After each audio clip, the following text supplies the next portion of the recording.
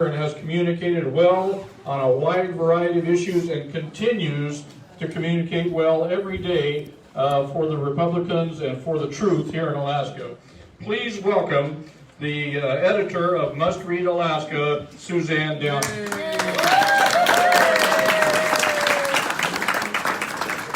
Thank you very, very much. And I really like having both the governor and our junior senator opening for me. I think that's great. It's really, really great. So tonight, actually, I was asked to fill in for Congressman Don Young because he couldn't make it back. Of course, I'm going to always say that, blame that on Nancy Pelosi, right? But what I thought would be better to do, rather than to have me speak about Don Young, was to bring the co-host of the co-chair of the Don Young campaign, my good friend, Nick Begich, and we're going to just have a conversation. We're going to pass the mic back and forth. So Nick, come on up.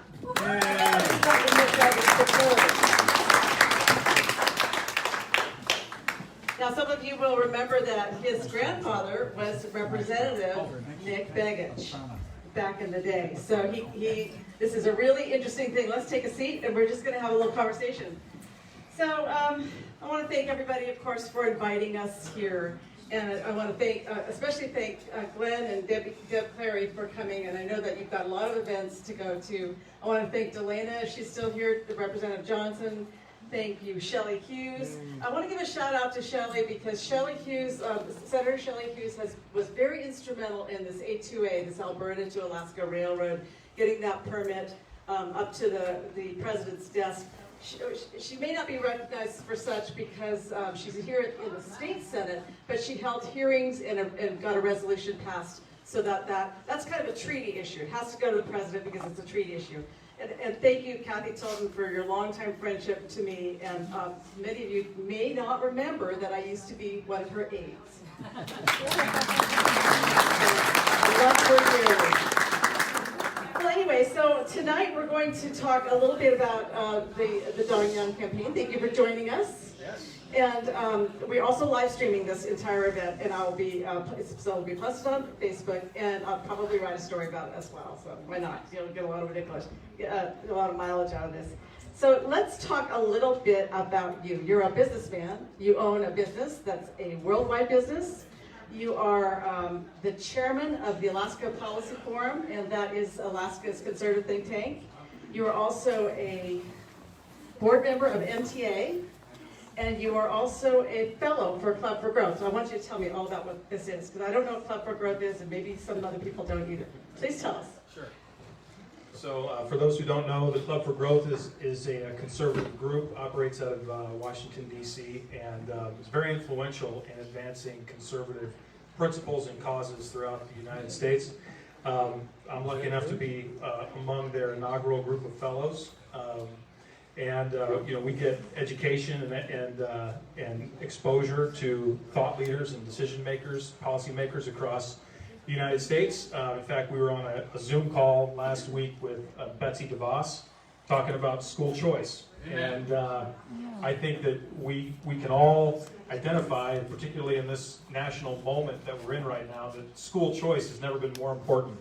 Having options for parents and for students that fit their needs and fit their lifestyle. And when you've got single families, single parent families, and working families that have two people working, you've got to have options, and we understand that. And so it's such a pleasure and an honor to be a part of that group, getting sort of frontline exposure and the opportunity to have that kind of dialogue with decision makers. Very good. So how in the world did you become the co-chair of the Don Young campaign? I want to hear the story. So over the last few years, I've had the opportunity to develop a good relationship with our Congressman for all Alaska.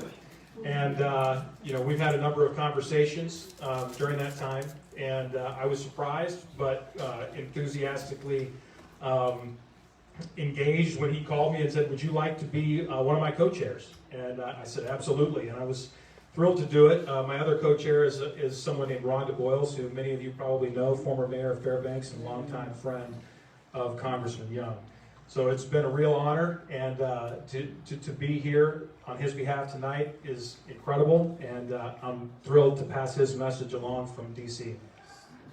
Very good, and I know that you've traveled all over the state with him. In fact, I remember being out at the hangar out here in Palmer when you introduced him, and you've been to Fairbanks with him, and I believe you've been to Ketchikan, and then just this last week you were in Washington, D.C. So I called you last Friday, and I said, so did you hear about Ruth Bader Ginsburg? And you said, I'm standing right in front of the Supreme Court right now. Tell us about that.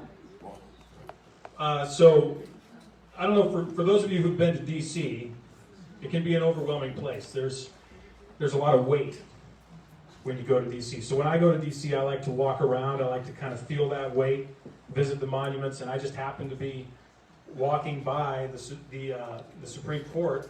I was staying at the Capitol Hill Hotel, which is 2 blocks away, and I got your phone call, and there I was. I just happened to be sitting. There's nobody there.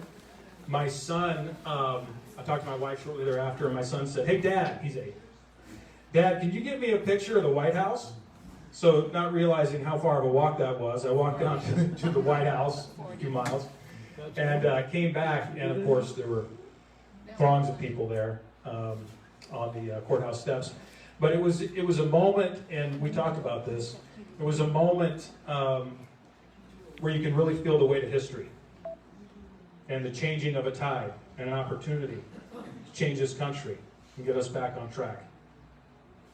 It's a tremendous opportunity, and you as voters, you heard from the senator tonight talking about how critical your vote actually is. This race here can determine who goes on that Supreme Court. It's very important. It's very important. We have an outsized role in this election cycle, and it's something that we do not want to forget and we do not want to take lightly. Very true. And when you were in D.C. last week, I assume you were talking with lots of donors and maybe people who are sort of insiders in politics there. And I wanted you to tell us what do people say about Don Young back there in D.C.? Because we know him here with his suspenders and his bolo tie and his funny stories and the things that he says that are sometimes off color and the ways that we love him. But what do people say about him back there? Well, here's what's amazing, okay? So for those, many of you know this, but for those who don't know, there's 435 representatives in the House, okay? California's got 53. You can put a whole choir together from soprano to bass with California, okay? We've got one voice. That voice has to be a little loud. It's got to be maybe belligerent at times. It's got to know how to work with other people. And we have an incredible voice in D.C. These aren't my words. He's been named the most effective member of Congress. Not 20 years ago, now.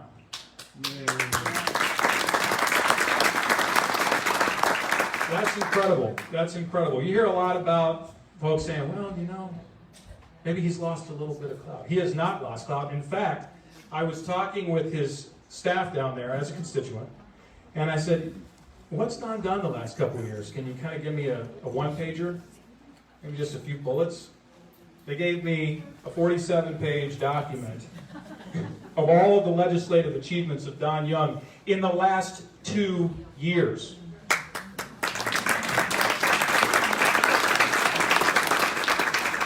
Our congressman is working harder than he ever has for you.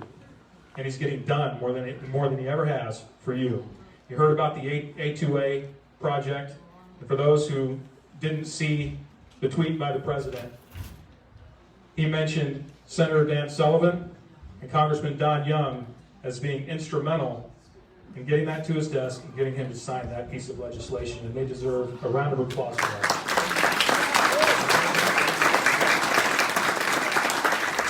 And I'll just say briefly, we're a big state with big projects and big ideas. And it's going to take big ideas and big projects like A2A to get access to resources that are stranded in this state. The wealth here is unbelievable. It's unparalleled.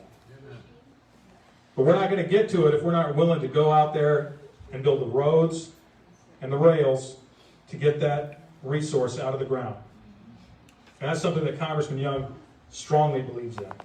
As former chair of Transportation and Infrastructure, he knows probably better than anyone how important it is for us to be able to access the resources and the wealth that are represented by those resources. Rails to resources. That's going to be a big project. $17 billion, and $3 billion of it will be spent here in Alaska. And it's a several-year project. It's got to go through a lot of permits, even state permits. It's a long ways off, but getting that one thing, that was the hurdle, and now they can go under permitting. So that's really amazing. So we all know that Antifa Elise is spending a lot of money to beat Don Young, and she is running for the second time. He has never faced a candidate for a second time.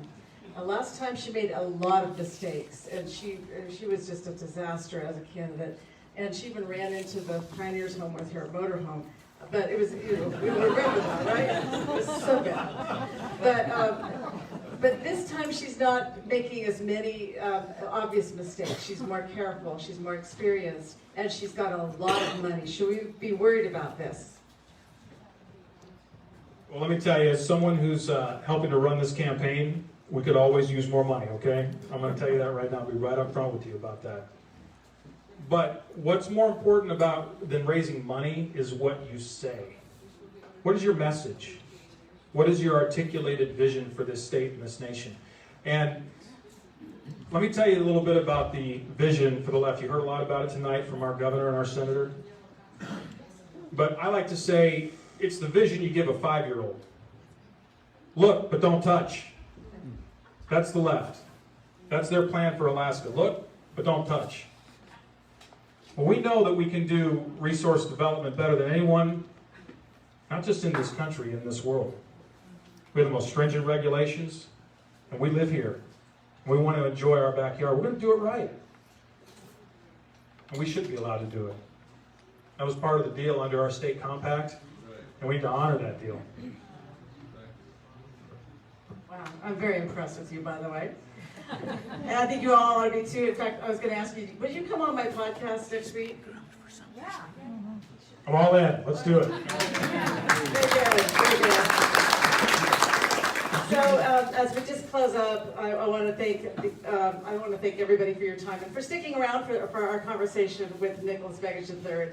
You're a very historic character in this state. You know, your grandfather was well known, your dad's kind of well known, your uncles are well known, and you know you're a mystery to many people, the conservative Begich. But we're thrilled to have you here. Is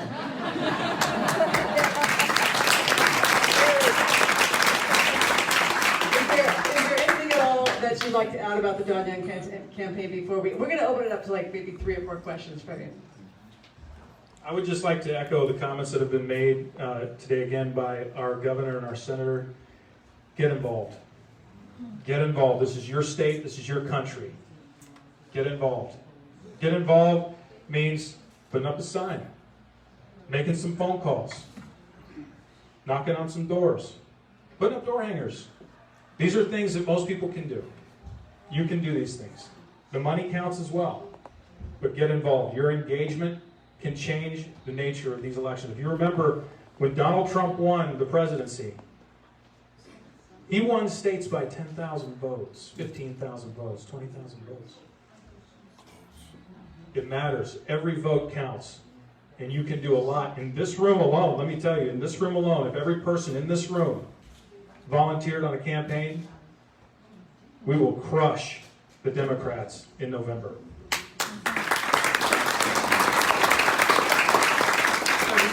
To God's ears.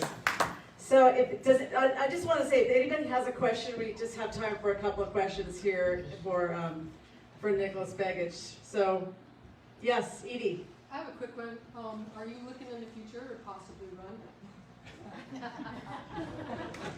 That's a great question.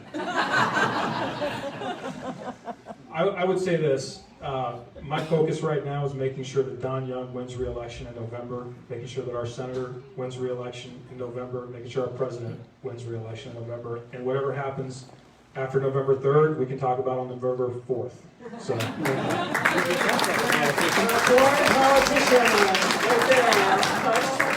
Another question? Anyone else? Going once? Going twice? All right, well, thank you very much. I'll see you tomorrow on Must Read Alaska, and I'll see you on Monday in the newsletter. And I will talk to you next week. We'll get you all wired up for the Must Read Alaska podcast. Thank you, everybody, and good night.